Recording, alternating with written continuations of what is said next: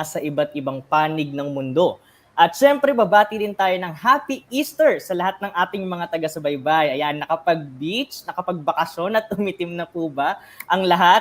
Sana kahit paano ay na-enjoy natin ang nagdaang long weekend. Welcome po dito sa ating 26th episode of ang show na walang title pero hashtag sa atin ang eleksyon.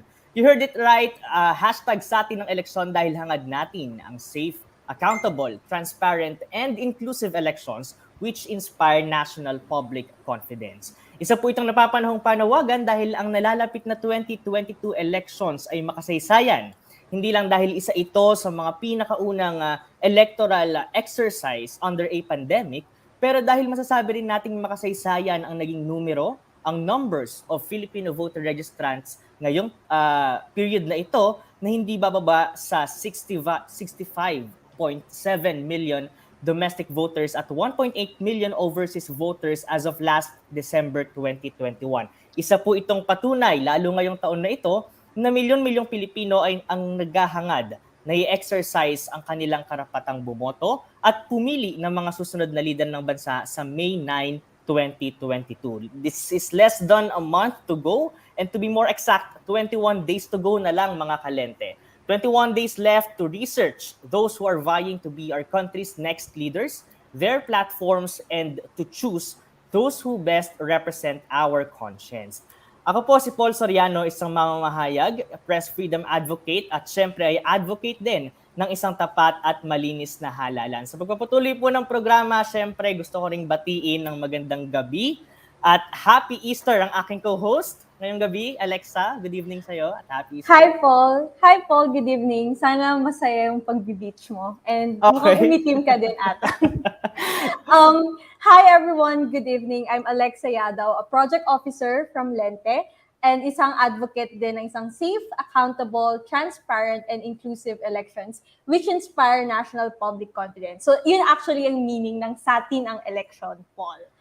Okay, so this is the 8th episode of ang show na walang title, pero sa atin ang election, but also the 26th episode of our overall Lente show. So medyo nag-rebrand kasi yung show natin.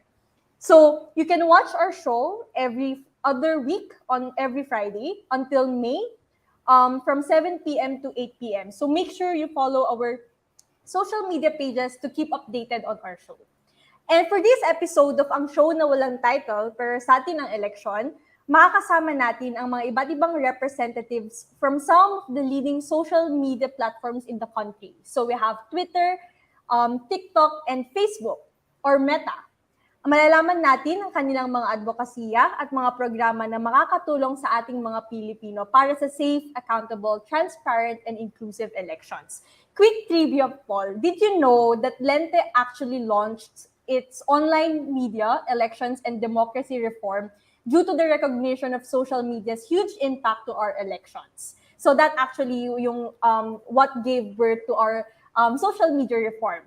And this is why we're actually working closely with Facebook and Twitter. And this is why we're also on TikTok. Yes, we're on TikTok, so you can follow us on TikTok.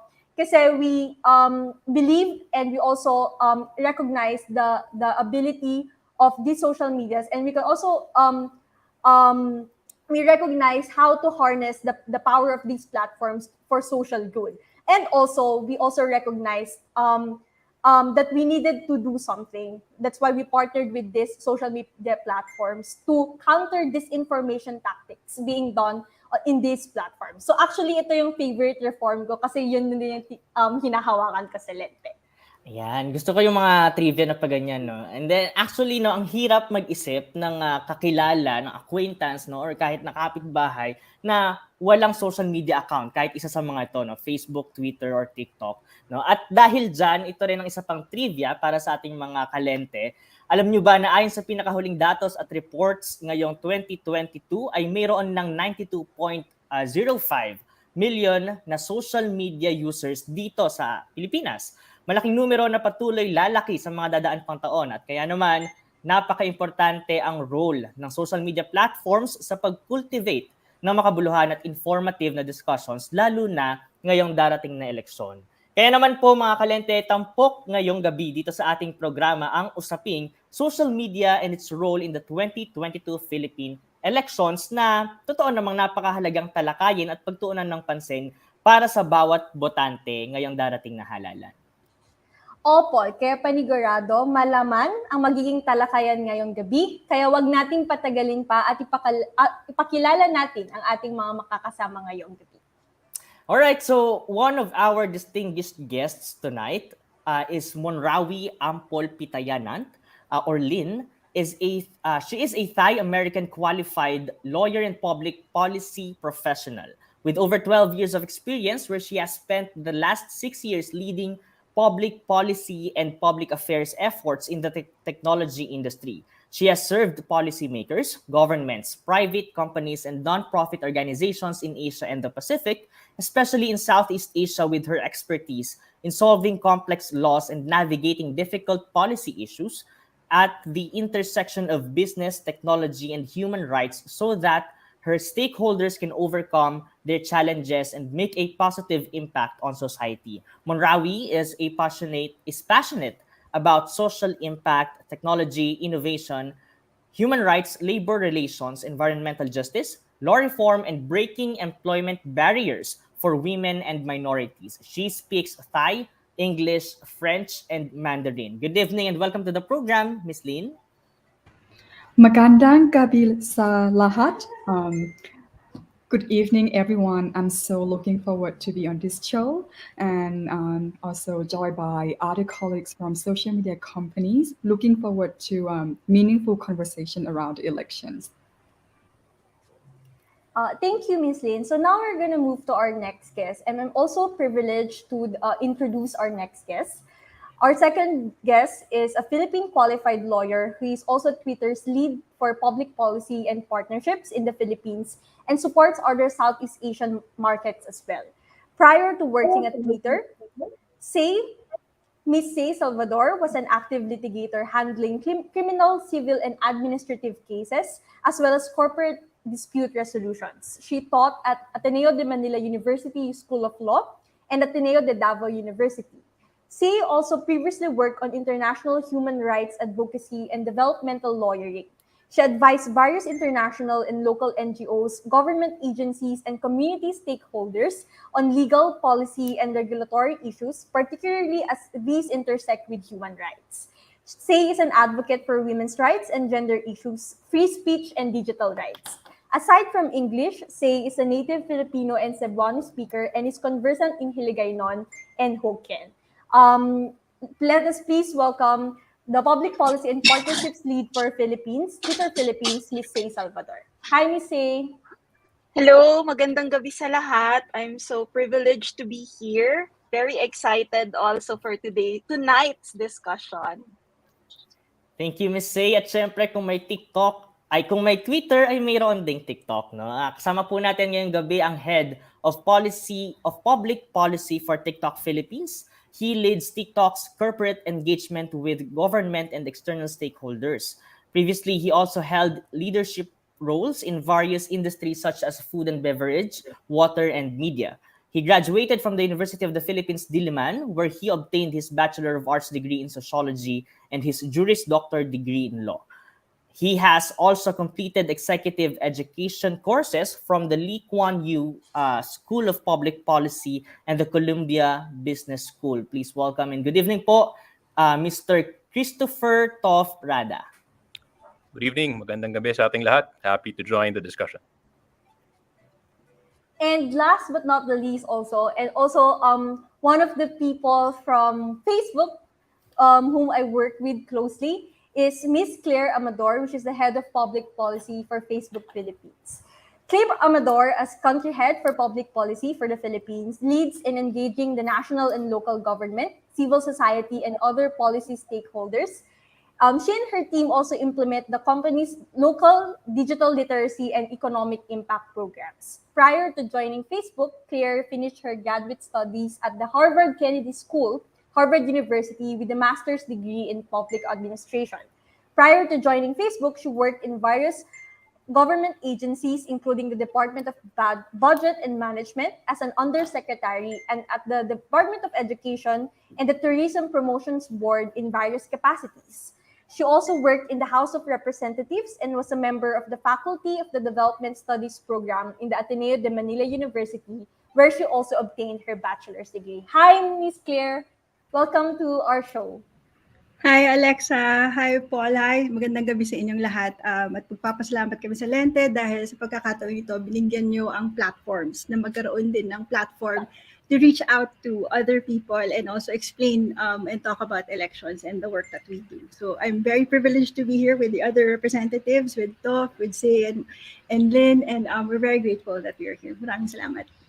Yeah, thank you very much, Miss Claire. That means a lot, no? A platform for social media platforms to also speak all together, no? Kaya magiging malaman po talaga itong ating talakayan para po sa ating mga kalente, sa mga nakatutok sa atin ngayon. Please do hit the share button at we would also like to share with everyone that we are live on Lente Philippines Facebook, Twitter, and YouTube accounts and to our different partners accounts or pages on Facebook. Ayan, kaya po please kung magko-comment kayo, kung mag-share kayo, please also use the hashtag satin ang eleksyon. Alex? Okay, so last na lang before we talk to our guests. We are also proud on behalf of Lente, we are proud to present our official partners for the 2022 national elections. GMA Network, ABS-CBN News, ABS-CBN Bayan Mo Ipatrol Mo, Rappler PH Vote Coalition, Facebook, Twitter, Commission on Human Rights, Bantay Karapatan sa Halalan, Integrated Bar of the Philippines, Election 2022 Coalition, and the Asia Foundation Youth-led Kabilang Ka sa 2022 Coalition. So to all our listeners and viewers, do not forget to like and share our episode tonight and use the hashtag Satin ang Eleksyon. If you have any questions, comments, or shout-outs to our special guests or our episode topic, please feel free to leave it in the comment section and we will get to them later. All right, thank you for that, Alex. And we now go on to our conversations. But before we go on to those questions about our discussion, gusto lang din po natin kumustahin muna. No? We know that it's election time. It's a very busy month for everyone, especially for those involved in social media campaigns and in regulating social media and in facilitating conversations online. So we would like to hear from everyone. Let's have a quick how are you question for everyone. Let's start with Miss Claire. Kumusta po kayo ngayong gabi? Salamat, Paul. Actually, in general, quite excited for tonight. And also for the elections naman, I do think that naghahanda. I think yun yung mood. And I'm sure that goes the same for my fellow platform reps as well. Let's hear it from our colleagues from Twitter, Miss Say and Miss Lynn. How are you? Say? Okay, I'll go ahead. So I had a restful Holy Week. I was able to go on a pilgrimage with my parents and family, rest of the family. For the elections, well, in general, like Claire, no, I'm so excited for tonight's discussion. I've known Lente since I was still a law student. Bago pa yung Lente nung time na yon, nagde-deploy pa all over the Philippines, and some of my closest friends are part of Lente. And in general, also for the elections, I'm very excited for what's ahead, because it will generally shape our country's future. Very excited, as I said. And like Claire also, naghahanda. Ayun. For me, yes, 21 days to go, right? We have been working on this since last year. This is a very exciting moment, a very critical moment. Apart from the work itself, is also meaningful to be able to protect the integrity of the elections. And for personally, I am calling from Thailand. I wish that in the future we can meet with the team in Manila in person to meet with Lente, with you guys, and hope that we can continue the conversation even after the elections. Thank you, Miss Lynn and Miss Say. Sir Toff. Hi, Paul. First of all, I'd like to echo what everyone said. No? Salamat sa Lente sa pag-organisa nito. I think this is very helpful for the broader public to understand what we are doing as platforms to fight online and election misinformation. To your first question, actually, kakabalik ko lang, I was out of the country for a couple of weeks kasi alam mo naman, for a long time, di tayo makalabas, di ba? So I took the opportunity to meet with a lot of my global colleagues, no? So over the Holy Week, no, doon ako nakabalik. So yun, may konti pang jet lag, but tama-tama, itong time slot natin, perfect. Gising na gising ako ngayon. So thank you for inviting me. Okay, thank you very much to our guest. If you're excited, then that makes us excited too for what you will be able to share with us tonight. You're looking forward to your initiatives, to your advocacies for the 2022 national and local elections. So now for our first questions, I would like to ask Miss Lynn, Sir To, Christopher, and Miss Claire. What are your platform's policies and standards with regard to content which are harmful or violent in relation to the upcoming 2022 and national and local elections? Maybe Sir Christopher can go first. Thanks, Alexa. Tough na lang, para mas madali, no? One syllable lang. Okay, tough. Well, first of all, siguro pakilala ko muna yung TikTok, no? Para dun sa mga hindi pa masyado nakakaalam. Kasi I think kami yung pinakabata sa lahat ng mga platforms na nandito. We're a short video platform, right? Most of the videos you'll find on TikTok are about 30 seconds to a minute, right? Although recently, medyo nag-expand na yun. Pwede ka na maximum 5 to 10 minutes. But I think vast majority of the videos on TikTok are still short form, no? Also, we are primarily a entertainment platform, no? And when we say that, that means that actually when you go to your discover page, for those of you who have TikTok, no, parang landing page siya ng TikTok, you will see the universe of TikTok is really primarily entertainment videos, no? Having said that, though, we do recognize that for this election, some politicians and their supporters have used TikTok to share their political views, their political opinions, no? And that's for that reason, we actually remind all our users, no, regardless of whether you're a politician, you're a supporter, or ordinary user, that they all have to adhere to our community guidelines because we take adherence to this very seriously. Now, particularly when you talk about online misinformation, no, our community guidelines are very clear in that regard. No, as a matter of fact, I remember last year, Claire and Lynn and I, together with the other representatives from online platforms, were together with the Department of Health to fight online misinformation around COVID. Right? So because at the time, we felt that was the big ticket issue that we had to address as platforms. So now, as we move into 2022, ang big issue natin obviously are the May elections. So ganun din ang approach na ginagawa namin sa TikTok. Na dahil, again, this is very clearly online misinformation, including election misinformation. Kung may makakita kang ganyan sa platform, then we take the appropriate actions. No, we also work with external partners, both in government and in the private sector, to ensure na very holistic yung strategy na gagawin natin dito. And probably I can discuss some of that as we go along through this discussion. Okay, thank you very much, Sir Toff, for that very comprehensive overview of what you do at TikTok, as well as your policies for harmful and violent content. So now I may ask Miss Lynn, what is Twitter's policies and standards with regard to content that are harmful or violent, especially in relation to the 2022 national and local elections? It's my pleasure. Twitter mission is to serve the public conversation, and the public conversation is never more important than during the elections and civic event. And as Paul mentioned, 65.7 million registered voters from seasoned to first-time voters. Everyone come on to the platform to find out what is happening. Twitter has a responsibility to protect the integrity of the election, and that is why we work to strengthen against attempted manipulation, including malicious automated account that is trying to undermine the public conversation. This is including that with accounts and the spam, as well as other activities that violate our terms of service, Twitter rules and policy.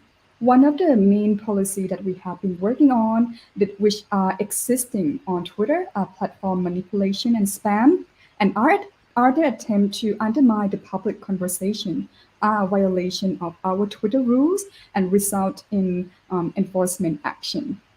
One may not use Twitter service in a manner intended to artificially amplify or suppress information or engage in a behavior that manipulates or disrupts people experience on Twitter, inauthentic engagement, which include but not limited to selling, purchasing, or account metrics inflation, is a violation of platform manipulation and spam policy.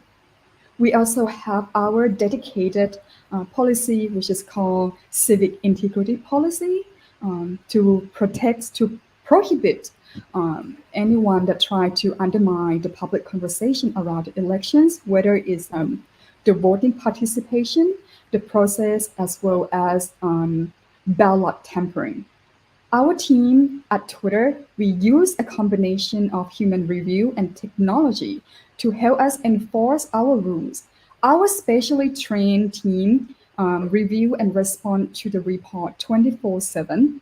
They have the capacity to review the content and context, including multiple languages such as in Filipino, with the Philippine elections taking place in 21 days, we remain vigilant to identifying, eliminating suspected information campaign targeting election conversation. We are committed to working with our partners, including government agencies such as Comlet, civil society stakeholder like Lente, which we are here today, and domain expert and subject matters to tackle complex challenges to free and open elections. Thank you. Okay, and last but not the least, we will also want to know what is Facebook policies and standards on harmful and violent content, especially in relation to the 2022 national and local elections. Miss Claire? Thanks, Alexa. First of all, before I respond, I do want to acknowledge the importance of the question. That there is an acknowledgement then that there are community standards and guidelines in platforms, and it's one of it's something that we'd like to emphasize, that for users to also get to know the standards of each platform that they are a part of, and that's very important. So overall, the Facebook community standards are designed to protect voice and keep the community safe. So we have policies against misinformation, bullying and harassment, authenticity, among others. At lahat ng ito, relevant para sa election. At lahat ng ito makikita rin online. If you search for the Facebook community standards, you will see it published as well. But in a specific elections context, we also have a policy on voter suppression, against voter suppression. So what does that mean? So we remove content that misleads people about the voting process. So this is a straight violation, and these will be removed. So this can include offers to buy or sell votes, misrepresent dates, locations, time or methods for voting, or stating misleading claims about the voting process, and of course in the middle of a pandemic, its relationship to COVID-19. So for example, kailangan mag-RT-PCR muna bago makaboto. So that type of content, if you see it, we do encourage users to please report it so that we find it and then it gets removed. And also just to share, just to provide some context. So for these elections in the Philippines, we expanded our ability to remove harmful content and networks when we see them. We try to connect more people to more credible info, and we promote digital literacy and civic engagement. And also we try to provide more transparency around political ads. So I'll share more about that a little bit later. And last but not least, we are also activating an elections operations center just for the Philippines, so that we're faster and more agile to detect and respond quickly to any potential abuse of the platform related to the Philippine elections. Salamat. Thank you everyone for those answers. Ayan, sa mga taga-subay po natin, na ipaalala sa atin no, na unlike what we often hear, no, na social media, mas malaya ka, no, or mas free ka na i-post kahit ano lang yung gusto mo. But in fact, there are actually community guidelines. There are actually rules to regulate the content. No? At kagaya nga ng sabi ni Ms. Claire, they encourage everyone na i-report agad. No?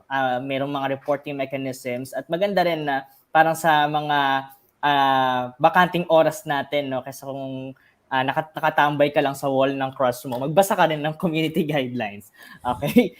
But anyway, we go on to the next question, and this goes also for everyone, to Ms. Say. Mr. Toff and Ms. Claire, can you shed light on the current projects, advocacies, partnerships, and initiatives that your platforms have for the upcoming Philippine elections? You may also share with us how did your platform come up with these programs, and are there partnerships with the other government agencies for the mentioned initiatives, projects, and advocacies? This time we could start with Twitter, Miss Lee. Yes. Okay, I'll answer that. So thank you. Those are three questions, Go ahead, right? Miss So Lee. I'll go one by one. First, we want to emphasize that every year is an election year for Twitter, and our work we group our work into three categories, and these are product, policies, and partnerships. And specific for the Philippine general elections, our work is focused on protecting the integrity of the elections and, of course, to safeguard the public conversation. So I'll go first on our products.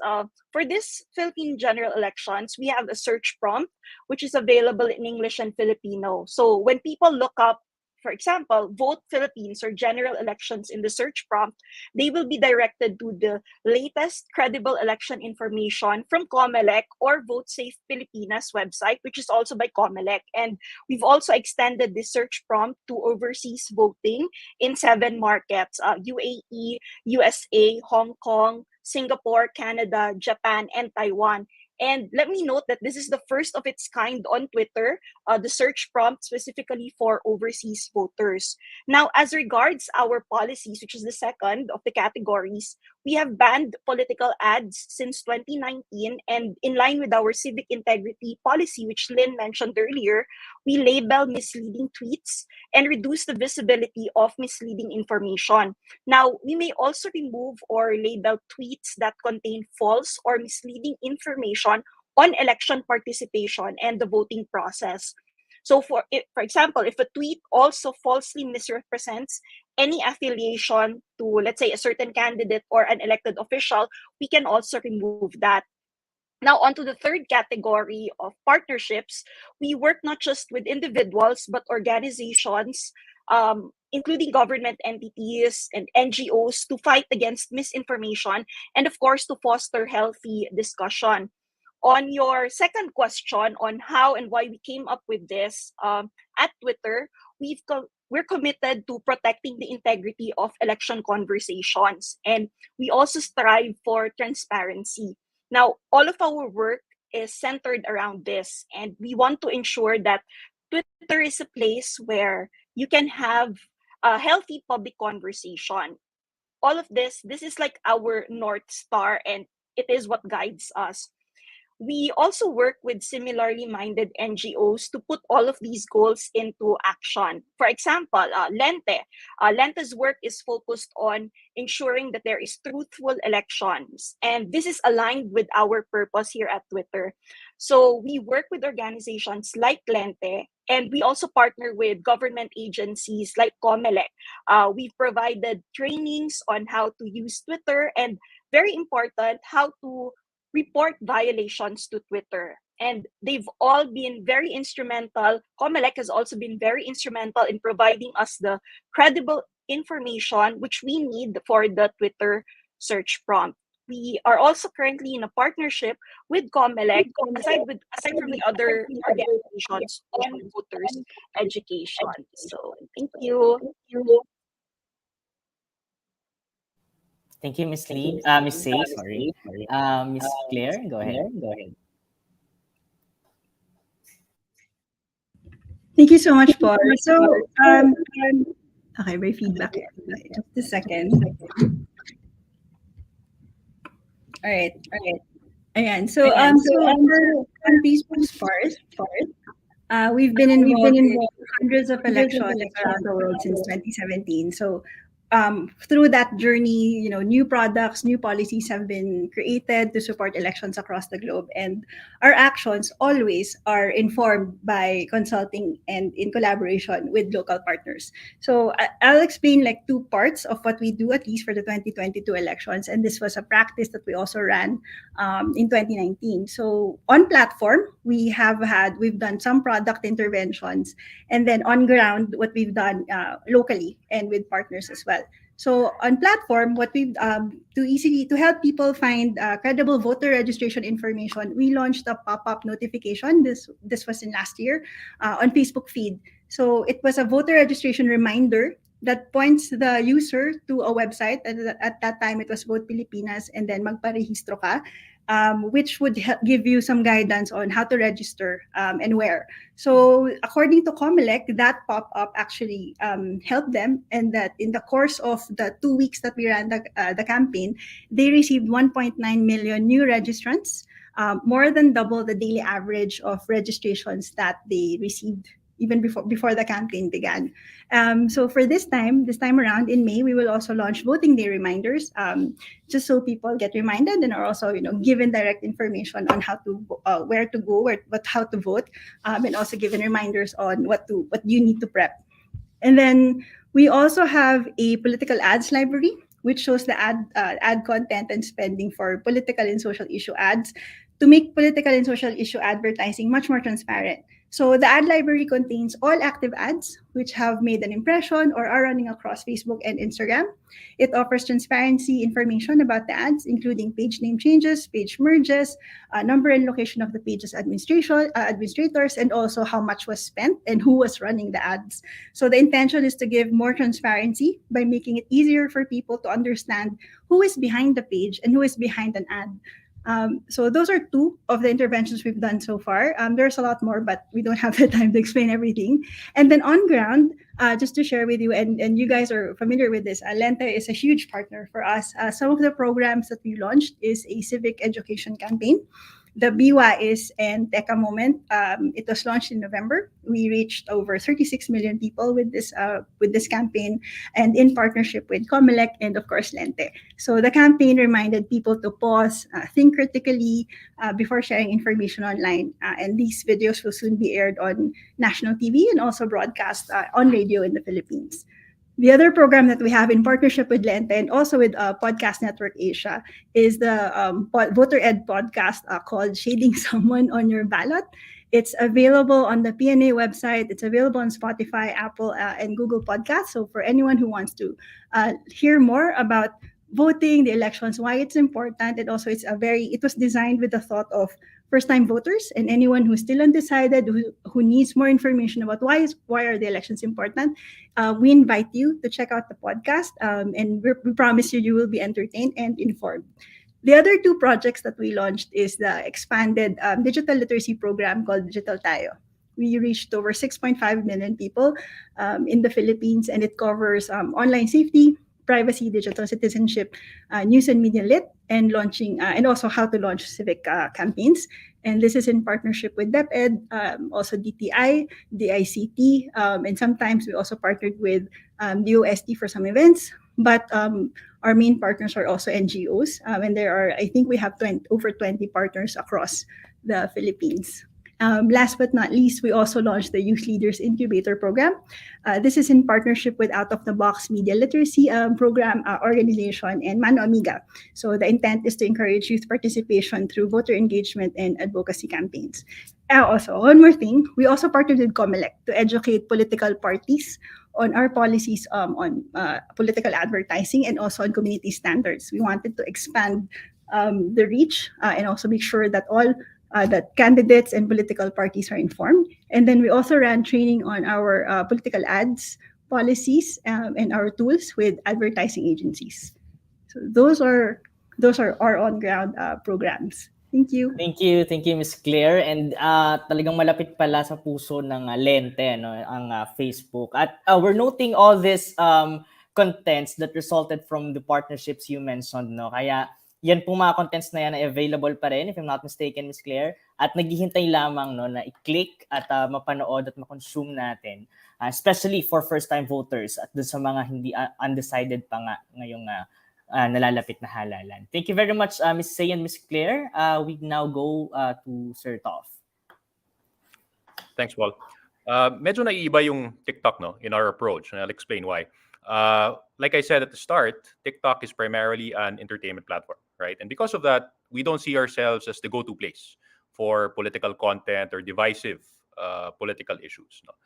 As a matter of fact, ever since we started, our ads policy No, meron na kami from the very beginning no political ads policy, meaning from the get-go, hindi na kami tumatanggap ng ads from any politicians or any very divisive issues, no, na wala kang makikitang ganon sa mga ads namin. We feel like this does not add to the community and the sense of integrity and authenticity that we have on the platform. Nevertheless, we know that for this election there are a lot of issues that are at stake, and we have to maintain and protect fact-based information on the platform, which is why we have launched several partnerships both with government agencies and with private institutions. Banggatin ko lang siguro muna yung mga ginagawa din namin internally. No? We do have a dedicated team, no? A trust and safety team that is specifically devoted to making sure that all of this election misinformation is taken off the platform. We also have partnerships with fact checkers. We have a partnership with the AFP globally, including the Philippines, to ensure that the content is correctly, any online misinformation is correctly removed from the platform as well. We also are in conversations with all the major media, credible media outfits in the Philippines. So from time to time, we do receive reports, and we have an open line of communication with them to ensure also that any reports are properly verified on TikTok. So having said that, we do have a system wherein the moderation is both human and AI. I think very similar to the other platforms here. So both human moderators and AI take care of moderating the content that you see on the platform, and users on TikTok also have the option to report online misinformation that you see. As a matter of fact, if you go to the platform and you click on it, there's a specific drop-down menu for election misinformation specifically, no? So to make it easier for users to spot and for our moderators to properly action upon these forms of misinformation. So that's just some of the things we do as a platform. But we realize also that, of course, we have to work because one of the principles that we've identified here is that online misinformation, including election misinformation, right, is a multi-sectoral problem that really requires a multi-sectoral solution. So hindi pwedeng yung mga online platforms lang gumagalaw dito. Kailangan katulong natin, kasama natin yung mga ahensya ng gobyerno, yung mga partners natin sa private sector, mga grupo katulad ng Lente, and ultimately yung mga users, yung mga individual users din sa mga platforms. So that's the approach we have taken, to combat online and election misinformation. Now, that's also the reason why despite the fact that we don't see ourselves as a go-to political platform, the first partnership that we had was with the Commission on Elections, right? Because obviously by law, they are the constitutionally mandated body to run and promulgate rules around Philippine elections. So for us, it made sense to have that partnership done. And we did that sometime last year, and the first thing that was around the time of election registration. So I think very timely then yung pagsasign namin ng agreement. So we onboarded, by virtue of that agreement, we onboarded Comelec on TikTok. So they do have a verified account. Kasama rin dyan yung spokesperson nila, si James Jimenez, who also puts up some useful information on TikTok as well. And for this year, that partnership has led to the formation of what we call a election a guide on TikTok, election in-app guide. No? So if you see TikTok, there's a banner on our Discover page that makes it very easy, very accessible to access. And once you click on it, you are redirected to this online dedicated online election app that contains very useful information from the Comelec itself. Right? So hindi ka na magdadalawang isip kung totoo ba tong impormasyon na to or kailangan ko ba bang i-fact check to kasi diretso na galing sa Comelec yan. So it contains initially information about registration, how do you register, and then subsequently may mga listahan na yan ng mga official list of candidates. So hindi ka maloloko kung sino yung tumatakbo at saka hindi, no? Kung ibabalik for instance ng Comelec din yung dati may feature sila na precinct finder para on the day of the elections mahanap mo yung presinto mo kung saan ka boboto. Ilalagay din namin yun doon, no? Meron din dong special tab for OFWs because we recognize na ngayon botohan na para sa mga kasama natin, kababayan natin sa mga ibang bansa. So nandun din yung parang basic information from the Comelec para matulungan yung mga users on TikTok kung ano ba yung totoo na dapat gawin. Similarly, siguro banggitin ko isang partnership na din na ginawa namin with the private sector. We're working with GMA News, no? To come up with campaigns related to their election serye, No, meron silang campaign ngayon, election series campaign. Isa sa mga activations na ginagawa nila, we're very happy about this. They actually utilize the creative functions on TikTok, no, yung mga duet and stitch, no, to make it creative and to reach a more younger demographic. So you see some of their news anchors and some of their Kapuso stars doing this on the platform, and through the quiz. It allows TikTok users to gain more information about elections and the election process. No? So I think that's one way also to help educate the user base on possibly making better decisions around election day. And then we also participate together with some of our partners here, online colleagues here, doon sa election news lectures ng GMA. No? Merong mga, parang it's like a series of lectures to universities and first-time voters. No, we kind of run them through useful tips on how to properly identify and combat online misinformation. As a matter of fact, I think there's another one this Wednesday. So I think that's also one way, no, because we recognize that when you look at the demographics and users, yung mga youth voters, no, malaki yan for this election. So I think it's very important also, particularly for those who are voting for the first time, to properly inform them. No, again, to help them make informed choices closer to the election. So yun lang muna siguro. Marami pang iba, but I think yun ang muna magiting ko for purposes of this discussion. Okay, so ang dami, no. There are a lot of initiatives actually that there are platforms. So contrary to popular belief, hindi lang naman for profit or for business purpose yung mga platforms. Platforms are doing a lot actually and tweaking their applications or their platforms to suit the circumstances that we have currently, especially in relation to the national and local elections. So our next question is actually related to the question already asked by Paul about the initiatives and advocacies of their platform. So a while ago, we learned about the search prompt of Twitter. And a while ago, we also learned about yung mga digital literacy campaigns, a lot of digital literacy campaigns on the ground, digital literacy campaigns of Facebook. And we also learned about yung how TikTok partners with media organizations and with government agencies like COMELEC for their advocacies. One thing that I would like to note really is how these platforms are doing a lot really in terms of combating misinformation, disinformation. So all of these platforms really have dedicated teams, or they have policies that really target misinformation and disinformation, whether it's through banning political ads or increasing the transparency of political advertising on these platforms. So now for my next question, and this is basically just to expound on what you've already said so far. So the next question is, are these advocacies or projects exclusive to the Philippines, or exclusive? Are you launching it now only for the 2020 national elections? Are they exclusive in the Philippines? And basically, maybe the next question is, what are the other projects of other countries? What are other examples of their implementation in other countries? And maybe you can tell us, siguro, what you how we can learn from this, and maybe for future elections or for future events like this, maybe we can learn from these other examples from other countries. So I guess we go first with Miss Claire from Facebook for answering the question. All right, thanks, Alexa. I think so. As I mentioned earlier, Facebook has been through like 200 elections across the globe, and each election is unique. And in each election, we learn something new. I guess for context, what I've described earlier as the on-platform interventions, like the voter registration reminder and the political ads library, that's available across the globe. And with the core value of it is to promote voter participation and also promote transparency in political advertising. That's something that you would want to build across the globe. For the Philippines, the 5 specific projects that I shared earlier were all designed specifically for the Philippines. And as I've mentioned, we do for very specific programs that we run locally, we always collaborate and consult local partners. So, and alam niyo to, Lente, no, when we created BYs, you were part of the process. We created the podcast, you were part of the process.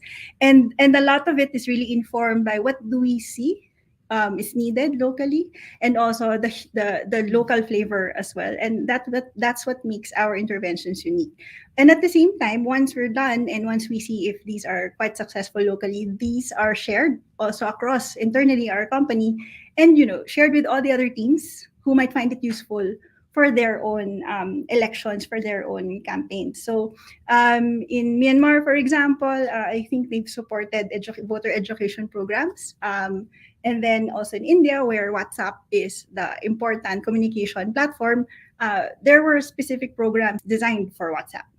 Tapos, dito naman sa atin, we focused on education and on Facebook. So, nagyayaya nga ako kung sino gusto mag-Zumba for the BY's campaign. We really wanted it to be a very catchy song. And we hope that, it has reached the audience that it has intended. Salamat. Okay, thank you. Actually, I couldn't take off BYS from my mind the moment I heard the BYS campaign. Okay, so let's now go to Miss Say to answer our question. Next question. Thank you so much for the question. So, at any given period, there is a major election going on somewhere around the world. And just a few weeks back, South Korea concluded their presidential elections, and India also had their elections. Now, in a few weeks, it'll be the Philippines and Australia's turn. Here at Twitter, we work across various markets around the world to facilitate political debate and drive civic participation, and of course, to protect the integrity of the election conversation from interference and, most importantly, also manipulation. We have activations such as emojis and search prompts, and these are available not just in the Philippines, but across different markets. And our civic integrity work is global. Our policies also apply across all markets. And not just in the Philippines, but elsewhere, we partner with government agencies and different NGOs and IGOs around the world to bring credible information and highlight relevant conversations on our service. So if I may share, in India, Twitter has partnered with a youth group called Youth Kiawaas to highlight voters' education. And also in the Philippines, we are partnering with the Ihalalan Coalition, the secretariat of which is Plan International. And this partnership aims to highlight girls' and voters' rights through education advocacies on the service. Now, with Lente, we also want to highlight the good work that you are doing around the elections. I also want to stress that part of our work with the constantly changing dynamic of the public conversation involves proactively launching and testing product updates to build a healthier Twitter. Now, for example, we are experimenting with allowing some users to report potential misinformation. Our initial experiment on this provided an option for 98% of Twitter users in the US, in South Korea, and Australia to flag a tweet as it's misleading after clicking on report tweet. Now, we have launched the same initiative in January 17, 2022 in the Philippines, of course, to support all our efforts here in the Philippine market. So Filipinos on Twitter can report to Twitter a tweet that they find misleading. Thank you. Okay, and lastly, Sir Toff. Thanks, Alexa. At TikTok, we actually apply a lean and local approach, meaning we always look at the particular market and then try to see what particular solutions can address the needs. No, I handle several markets across the region as well, and I can tell you, iba ang approach natin for the Philippine elections compared to how we handle other markets. Now, having said that, there are commonalities, right? The political ad ban that I mentioned earlier is a global policy, right? So anywhere in the world, you will not see anyone advertising, any politician who advertises on TikTok. No, it's just not done. Marami na rin tayong tinanggihang politiko dyan. Sinabi natin, pasensya na po, talagang global policy yan. Hindi natin yan mababago. I think one of the learnings also, when you talk about learnings, that in-app guide right? That election guide that I talked about earlier was something we picked up from the US. In 2020, our US team did a very good rollout of that in-app election guide for their election. So we saw that as a particular useful tool that we could apply. When we showed it to the COMELEC, they loved it, right? So, and that's the reason why we have it for this particular election. So that's really the approach that we take, no? So very different ang ginagawa natin. So here in the Philippines, we do have, like I said, a partnership with the COMELEC. We don't have that necessarily for all other markets. We don't necessarily partner with all electoral commissions in different markets. But again, because we felt like this was something that we needed to do in the Philippines, and we do that as well. Again, we don't partner with necessarily partner with media organizations in other markets. We felt that that was a need in the Philippines to partner with a credible news organization. So that's something we did. Right. So again, ganun ang ganun ang naging approach namin sa TikTok. It's a very lean and local approach. We look at and assess kung ano bang kailangan gawin to address the particular threat of online misinformation. All right. Thank you very much po for those answers. Again, this is being done globally, no? We just contextualized programs for each countries, no? And thank you for sharing those examples with us. Para po sa ating mga tagapakinig, tuloy-tuloy pa rin po ang ating talakayan. I-share nyo lang po ang live stream na ito from Twitter, Facebook, and YouTube accounts of Lente. And please use the hashtag sa atin ang eleksyon. We are also taking note of your comments. Kung meron po kayong comments, please comment them below sa ating pong comment section dito po sa ating mga live stream. So we proceed with the next question. Again, this goes for everyone. For content that does not violate your policies and standards, how do you promote reliable electoral information, especially that this information is one of the unbeatable enemies as of today? And perhaps you could also share with us what your processes on taking down posts are, or regulating such posts, and how can we bolster fact-checking in our country? Perhaps we could start with Sir Toff. Thanks, Paul. I think this raises a very good point, no? Because obviously, if it's clear-cut misinformation, for instance, madali yan, no? Again, like I said, all of the platforms naman have very clear rules against it, so it gets taken down. I think the trickier part is yung gray area. No, you talk about, again, we also want to maintain, while we take down misinformation, we also want to make sure that we are not suppressing the right of people to express valid political opinions, no, for or against a particular issue or a particular candidate. So that's where it becomes a bit tricky. No? So I think the approach that we've taken is, number one, we've made sure that while relatively new pang TikTok sa Philippine market, we made sure that all the major credible news organizations are onboarded on the platform, right? The thinking behind that is, and I think some of you guys might be familiar with this, say the concept of counter speech, right? When you talk about misinformation and fake news, right? Under that principle, the best way to counter bad speech is through positive speech, more speech, better speech, right? So that's the principle we've taken, that we want to provide our users on TikTok access to credible sources of information. Because while it is true na talagang pag pinilit mo naman may mahanap sa kahit saang platform, no, na fake news and misinformation. I think our primary responsibility as a platform is, number one, take down the clear-cut cases of misinformation, and second, to provide users on our platform with the credible sources of information. So that's something we've actively done. No? So lahat ng mga big and credible news organizations, mahanap mo na rin sa TikTok. No? May makikita ka ding mga creators ng TikTok na hindi lang sumasayaw, hindi lang nagmi-meme. No? Naglalabas din ng mga magagandang materials to fact-check, no? And to fight misinformation. No? And then that way, kasi we see the metaphor we normally use here is, this is a race that has no finish line. Right? Kahit ilang beses pa namin tanggalin yung fake news, there will always be actors who will put up fake news and misinformation. So you always have to be constantly as well putting up credible sources of misinformation para hindi mami-mislead yung mga tao online. So that has been our philosophy when you talk about this. So given that, like I said, we have worked very closely with a lot of these news organizations. So ngayon may mga sila, iba't iba din, no? May mga iba naglalabas ng mga small bits, news explainers, mga 3 to 5 minutes. May mga naglalabas din ng very short clips, no? Just to be more creative in their activations. Meron ding gumagawa ng live streams. For instance, some of the big news organizations have started to broadcast their news programs live on TikTok as well. So there are different approaches to building up these credible sources of information. And of course, we've been very happy to support them in these initiatives in relation to this election. Thank you, Sir Toff. We now go to Twitter, Miss Lee. Thank you, Paul.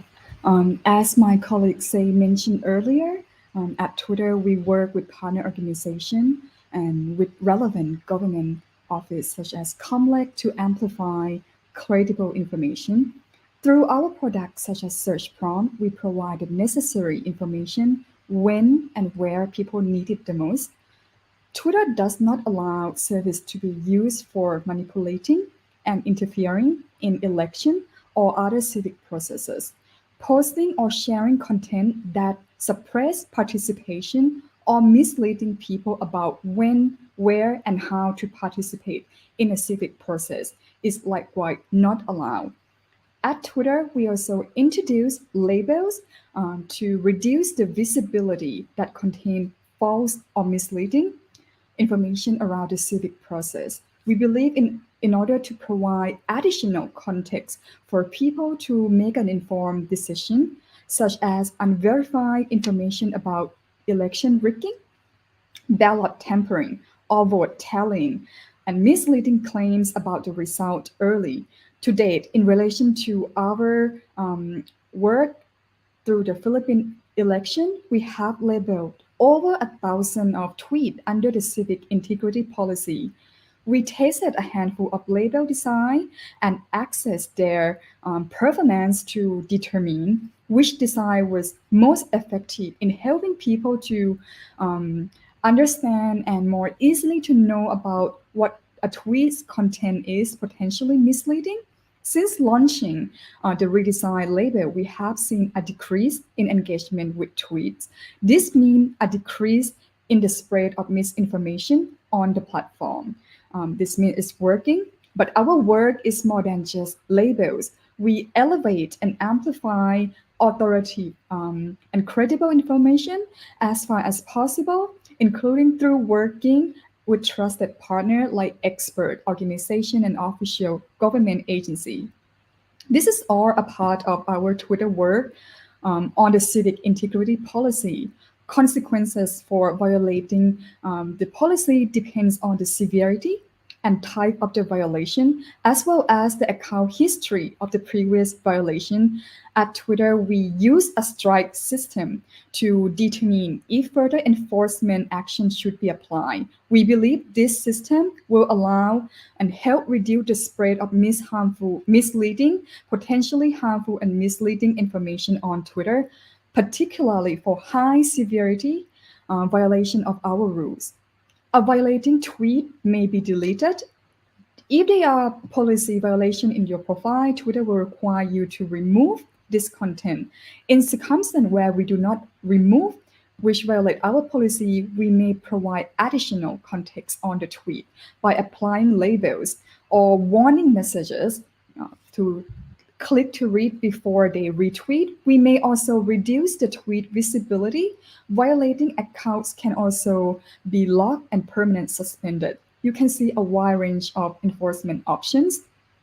At Twitter, we believe in providing context around high-profile tweets that contain misleading information that has a high propensity of harm to cause a real-world harm. However, we do not educate the truthfulness of every single tweet. Our research showed that people using Twitter prefer being provided with more context so that they can make their own decision, which it comes to a controversial or disputed issue or the topic. In the Philippines, we also partner with Fact First PH to jointly work together to protect the integrity of the elections-centric conversation, particularly on service like Twitter. Globally, we also launched a partnership with AP and Reuters globally to expand our efforts to identify and elevate credible information. Through this program, Twitter curation team will increase our capacity to add reliable context to conversation happening on Twitter. All this allow us to react to emerging narrative in real time to help mitigate misinformation emerging on the service by providing credible sources and more context to conversation happening on Twitter. I hope this has helped answer to your question. Thank you. Thank you, Miss Lean. Miss Claire, go ahead po. Thanks, Paul. So I think in general, disinformation is an ecosystem problem and it's a multi-sectoral concern where it's important that we work with each other and with each player and stakeholder in that ecosystem. And platforms are just one part of that ecosystem, right? On Facebook's and the Metas, and I've shared earlier about the stuff that we do. We run digital literacy training with local partners. We're supporting youth orgs to produce educational content. We ran voter reg and voting day info. And then we have ads transparency, among all the other stuff that's available for a user, to access. But on platform naman, and I'll share 5 things to respond to your question as well. So the first one, we remove misinformation where it's likely to put people at risk for imminent physical harm. And we also remove content that is likely to keep normal political processes from functioning, such as content intended to suppress voting, as well as certain highly deceptive manipulated media. So I've mentioned that much earlier as well. For content which does not directly violate our policies, we work with independent third-party fact checkers in the Philippines.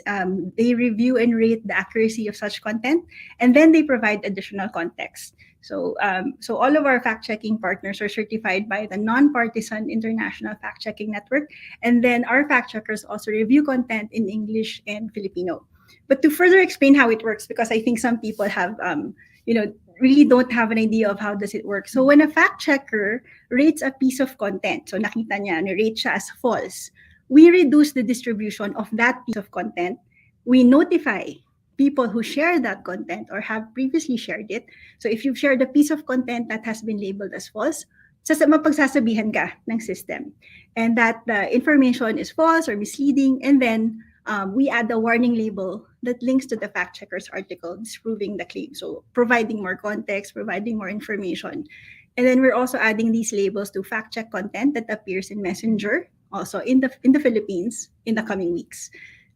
So that's how it works. We reduce the distribution, and then we inform you that it was false, and then we let you know also, we share the content, why it was false or why it was rated as such. For pages, groups, profiles, websites, and Instagram accounts that repeatedly share content that has been rated false or altered, we will reduce the distribution of everything they post. We remove them and their posts from the recommendations. We show people, diba, when you're on Facebook, may mga recommendations for you. So we remove them from that area. And then their ability to monetize and advertise are also removed on our platforms. So that's the way to penalize naman people who always share misinformation on the platform. Locally, and this is a Philippines unique project, we also launched the Philippine Fact Checker Incubator Program with Internews. This is to support capacity building for local fact checking in the Philippines. So participating orgs are encouraged to become IFCN certified later to also help bolster the fact checking industry in the Philippines. So these are new organizations, or some are young organizations that want to be fact checkers. So this is our way of supporting that ecosystem as well. So on your last point, like how do we bolster fact checking? So PFCI is a more structured, organized platform for this. But on the other hand, for the users naman, we do encourage, please look at the community standards. And at the same time, it's more important, please report when you see false information that you think should be fact checked, that you think is important for our fact checkers to see. But I do want to note, it's also important to know that when you do report misinformation, it has to be fact checkable. Sometimes we get reports, opinions, or of something that they thought is offensive, and then they report as misinfo. There are types of content that are not misinformation and henceforth can't be fact checked. But I do encourage everyone, like when you see something online that either should be fact checked or is something that you think violates our policies, we really encourage everybody, please report. That's also part of your agency as a user of the platform, and it also helps us. It informs our system, and it informs us that there are certain types of content that we might be missing, and it's important for us to find it and take action. Salamat. Okay. So unfortunately, due to time constraints, we will not be able to entertain any more questions. So I would like to take this opportunity really to ask our guests their last messages for general voters, journalists, media, and election watchdogs.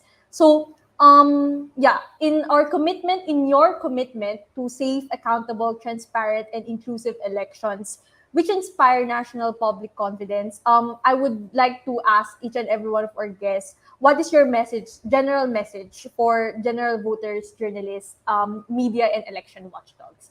Maybe I can start with Miss Singh.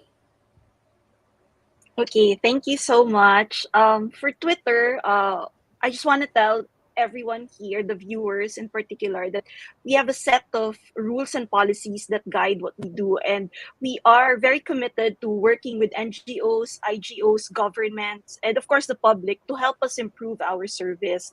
And we continue to improve our products and services guided by our informed policies. The public conversation on Twitter is never more important than during the elections. And we have an important role to protect it, but we also need your support. Now, if you see content on Twitter that violates the Twitter rules, kindly report it to us.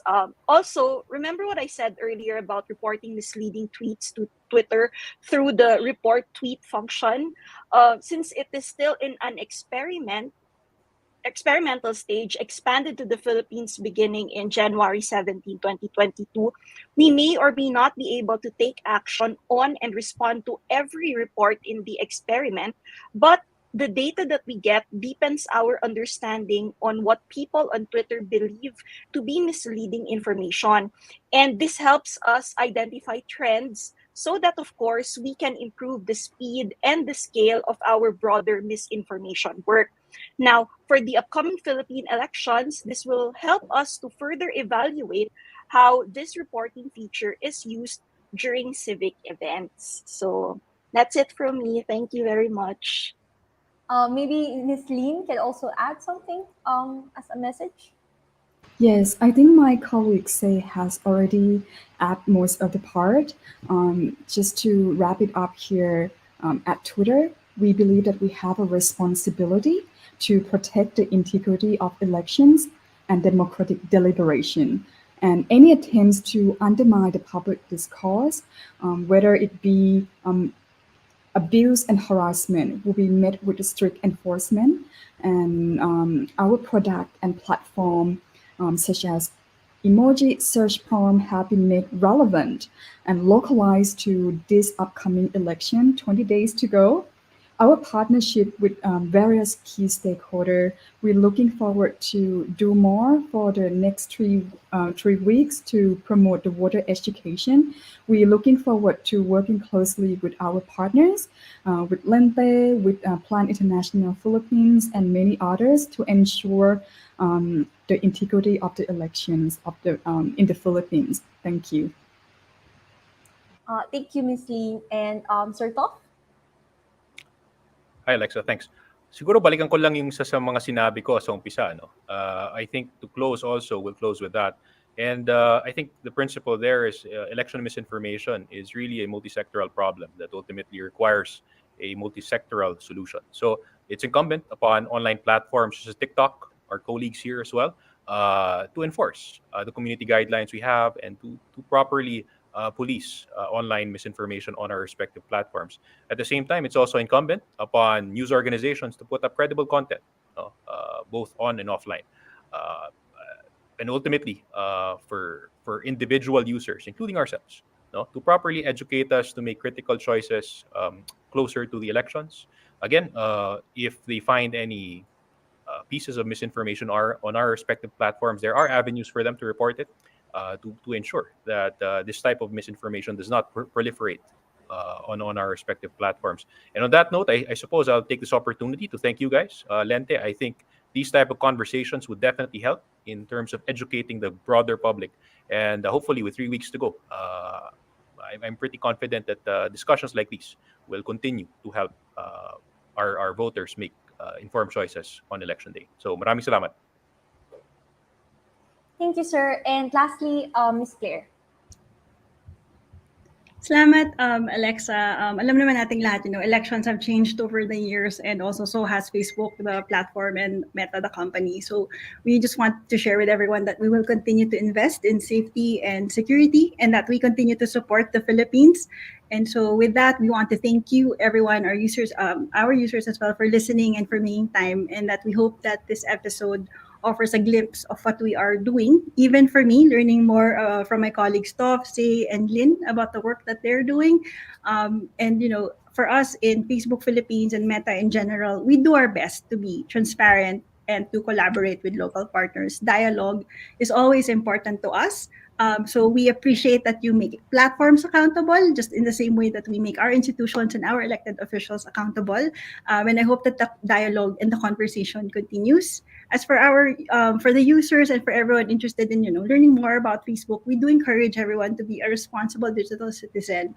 Learn about the platforms you use, their guidelines, and ensure that you keep tabs on yourself, on how you're keeping yourself and your community safe. So I hope you're also activating whatever safety measures that you can for your accounts. And don't forget to always update your privacy settings and also your sharing settings and all of that. So you learn more about this when you explore the settings for Facebook, Instagram, WhatsApp, TikTok, and Twitter. So we do encourage everyone to be actively doing that as well. Maraming salamat. Maraming salamat din po, and that's all the time that we have for this conversation, but it has been a very interesting one. At muli nakasama po natin ngayong gabi Miss Claire Amador from Facebook, Sir Toph Rada from TikTok, and Miss Say Salvador and Miss Monrawi Lin from Twitter. Maraming salamat po sa oras na ibinigay ninyo, at sana ay makasama po namin kayo muli sa iba pang mga conversations dito sa Ang Show na Walang Title. Ayan, paalala rin po para sa ating mga viewers, no? Binigay po sa atin ng ating mga guests ang ilang mga paalala sa pagre-report ng election-related disinformation or disinformation in general. But if you do have concerns and questions about this conversation, or kung meron din kayong mga nakitang election-related misinformation, please feel free to reach Lente Philippines para matulungan din po kayo makipag-ugnayan sa mga social media platforms. Maliban pa doon sa ire-report ninyo itong mga content na ito, ay pwede rin po kayong mag-email sa lente.philippines@gmail.com. Again, that's lente.philippines@gmail.com. Ayan, Alex, sobrang interesting ng ating naging conversation. So, siguro ikaw naman yung tatanungin ko, no? Ano ang key takeaway mo? Ano yung parang nagmarka sa'yo doon sa points na na-raise ng ating mga guests? Okay, naging na ako tuloy guest. From host to guest. So, kailangan tanungin din ako. Anyway, actually, it's gonna be short lang, Paul.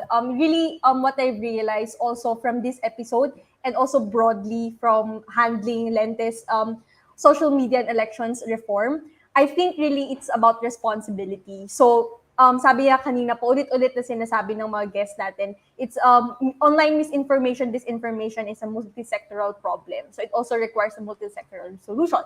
And really, when we say that, it's about taking responsibility and owning a responsibility. So on our part as voters or as citizens, we have the responsibility to not share this information and not be peddlers of this information. But we also have the responsibility also to help platforms and the government or government agencies to stop misinformation and disinformation from happening. And at the same time, as what we've learned from our 1 hour episode or 1 hour show right now, platforms are also taking responsibility. So they recognize that their platforms have the capacity to be used for social good, but they also have the capacity to be used for divisive or disinformation tactics. So they're taking the responsibility, and there's a long list of projects and initiatives that they've already mentioned to us, and they're taking responsibility. So that's a start, I guess, in countering disinformation. And also to our other election stakeholders, they also have their responsibility and they should take their responsibility. So we have our government agencies, PR, political public relations practitioners, political advertising practitioners. They also have that responsibility in countering disinformation. Yun lang, ikaw naman, Yun lang. tatanungin Parang mo. wala na akong madadagdag. Well, anyway, Kailangan mo ding I sumagot. agree. I very much agree. No? Parang sususugan ko yung point na ah, kailangan talaga ay responsibilidad hindi lang nung mga owners or nagre-regulate nitong mga social media platforms na ito, kung hindi responsibilidad ng bawat user, no. Again, disinformation is a multi-sectoral concern and also a responsibility, I guess, no. Parang kanina pa ulit itong iniisip na siguro dalhin natin yung bigat, ibigay natin yung weight doon sa isang simpleng misinformation, disinformation, na sa paraan na tingnan natin na yung impormasyon na ito is what actually shapes, no, the minds of the future generation, of the current generation. Kagaya ng mga impormasyon na napapanood natin sa TV, napapakinggan natin sa radyo, ngayon social media, ito na halos yung primary platform kung saan may pinakamaraming taong nakatutok, may pinakamaraming taong nagsasalita, no, ng sabay-sabay. And kahit saan mo tingnan, meron at meron kang makikitang disinformation, misinformation, and even hate speech, no? At as a whole, ay hinuhulma nito yung kaisipan, yung opinion na I think yun yung mas mahalaga, no, yung opinion. Kasi sa opinion din magbabase, no, ito yung mabubuo nating desisyon sa nalalapit na halalan. At kung meron tayong nakitang disinformation and misinformation na very crucial na mag-shape, no, ng isang misled na opinion, kagaya ng lagi nating sinasabi, you may be entitled to your own opinion, but of course, you're not entitled to your own facts. No? Kaya kung meron po tayong nakitang disinformation, misinformation, kanina diniscuss yung mga reporting mechanisms, napakadali lang pindutin ng report button. So, i-report natin yan para makukuha tayo ng action. And please, let us be responsible at mas maging proactive, no? Merong mga movements for fact-checking, merong mga organizations na tumatanggap ng mga volunteers for fact-checking. We may also engage with them, no? Para mas ma-ensure natin nakakapag-ambag tayo sa papalapit na national and local elections na 21 days na lang. Ayan, so pakatutukan din po ninyo ang iba pang mga programa ng Lente. Ayan, so yan lang yung takeaway ko, and it's very important that we have these types of conversations. Ayan. So please look forward to Lente's current public education activities and the voter awareness campaigns. Tutok lamang po dito sa page at iba pang social media accounts ng Lente. Alex? And also, for the information of everybody, ang show na walang title is also on Spotify. So if you can't watch our episode, or kung ayaw nyong manood, then you can watch it while washing dishes or taking a shower on Spotify. So it's available on Spotify. And you can revisit our previous episodes, which are available on Spotify. Also, watch out for the different activities of Lentes chapters in different provinces, cities, and municipalities. And last but not the least, really want to promote, I'm really proud of this project of Lente. Yung radio show namin for persons with disabilities, kasi actually one of our reforms really is focused on the vulnerable sectors. That's why we also have our FSL interpreter right now. So please watch out and please tune in to Lente's radio show for persons with disabilities entitled Dapat Pwede. So actually, PWDE yan. Dapat Pwede. Witty. Yeah, I know, right? At DZAS FEBC Radio TV. Please watch out for our upcoming episodes. It airs every Saturday, and you can go to our Facebook page for that. Please don't forget to like Lente's Facebook page at Lente Philippines, Twitter, Instagram, and TikTok accounts. That's at Lente_PH, and its website, lente.org.ph. Muli po, ako si Paul Soriano at magandang gabi po sa inyong lahat. Alex? I'm Alexa Yadaw. Thank you very much for tuning in. Good night!